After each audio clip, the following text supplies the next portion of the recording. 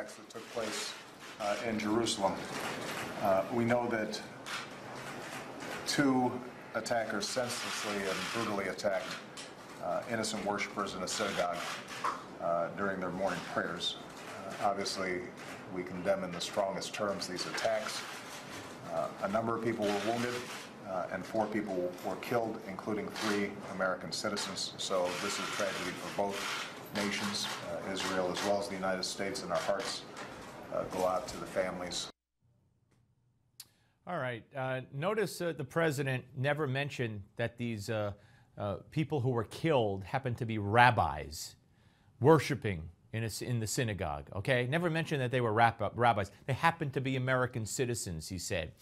2 attackers, not terrorists. And then he went on to say that too many Israelis and too many Palestinians have died.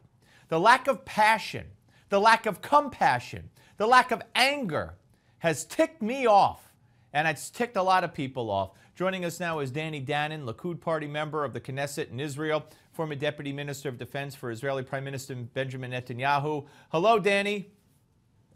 Hello, Steve. I got to tell you, it was as if the president was on some kind of medication. He had, you know, like this happens every day. 3 American citizens hacked to death with meat cleavers who happened to be rabbis, who happened to be in a synagogue, and he's sitting there like, oh, yeah, our condolences, yeah, they happen to be American citizens. And then he talks about how many Palestinians died also. I can't take it anymore. Steve, when I went yesterday into the shul and I saw the bloody massacre, I couldn't believe it. When you see the hatred, the brutal murder of innocent people who woke up in the morning, went to pray, and were butchered by terrorists, I think when you look at those pictures, you understand with whom we are dealing.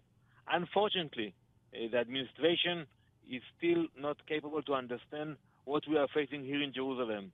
It is not a conflict about territory or about sovereignty.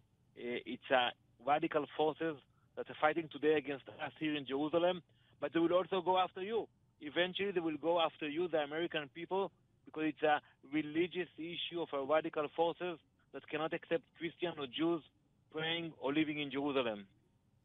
Perhaps as horrific and disgusting, and I certainly wasn't in the synagogue. I saw the blood, the trails of blood, the bloody scenes, not what you saw, but what the video showed. But perhaps equally as horrific, in a different sense, Danny, was the partying, the celebration. You know, a lot of people tried to deny that the Palestinians were dancing on the rooftops when the World Trade Center went down. Well, they could deny all they want. They saw what they saw yesterday, the children getting candy, the people celebrating and singing in the streets because 4 Israeli rabbis were dead. Well, I think when you see those pictures, you understand what we are facing here. And unfortunately, also Mahmoud Abbas, Abu Mazen, is supporting those terrorist attacks. He sent letter to terrorists who tried to kill one of the rabbis a few weeks ago. So you cannot endorse terrorism and a few weeks after say that you're not happy about it. I think we see today Hamas and the PA working together with the incitement against the people who live here in Israel. This is something that we have to face, and we expect our American allies to stand with us, to support us in the fight against terrorists, because I can assure you that it's not going to happen only in Jerusalem. It can happen also in New York City and everywhere when you have radical Muslims fighting against Christians and Jews. What's the answer? What would you urge if you were still in your position as Deputy Minister of Defense? What would you tell the Prime Minister to do? I know demolishing the homes, I don't know why he waited so long to finally demolish the homes of the terrorists who ran over the soldier with the car a week or 2 ago. That was done yesterday. I'm sure they'll be demolishing the homes of these 2 thugs. But what else can be taken from a defense posture? I think there is only one answer, is to build the deterrence of Israel again. What happened in the last few months, that our enemies are not afraid anymore of us. And this is very dangerous.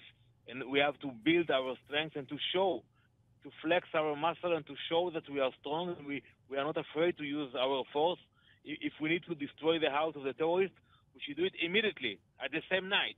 And if we should deport the family of the terrorist, we should do it immediately, at the same day, to deport them to Gaza and to say to the Palestinian public who is celebrating that they will pay a price for it. I think today we have to build our deterrence again. Unfortunately, after the war in Gaza in the summer, the Hamas and the PA, they don't feel that they have to be afraid of us. And I think we have to show our strength in order to build our strength again. You know, I'm just asking, you know, the Palestinians are never accused of apartheid when they demand that their state is free of Jews or that any territory be free of Jews. Might it be time to consider some kind of, I don't know, Palestinian-free zones when it comes to terror, especially in areas of Jerusalem? I think we should apply our sovereignty. I mean, we should be able to walk everywhere in Jerusalem, and if it means that we have to put more police forces, more army forces, we should do it. We should do it. And, you know, if you look, even in the U.S., when you have areas where you have riots, you don't run away. You bring the National Guard. Right. Danny, we're out of time. I thank you so much. We'll speak to you again, and our condolences for what happened. Thank you. Thank you. Bye-bye. All right, we'll be back with more the Malzberg panels next. But first, the fall of Saigon. Let's take a look back with this hour's American Moment.